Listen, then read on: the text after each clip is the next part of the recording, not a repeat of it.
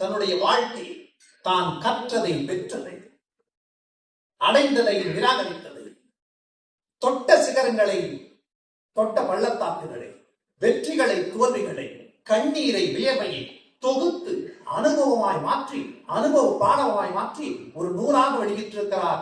தமிழ்கூறு நல்லுலகத்தின் வாசகர்கள் சார்பில் சாணக்கியா திரு எம். ஆறுமுகம் அவர்களுக்கு நம்முடைய நெஞ்சார்ந்த நன்றிகளை தெரிவிக்கும். செயல்பாடு நடக்கிறது, சம்பவங்கள் நடக்கிறது.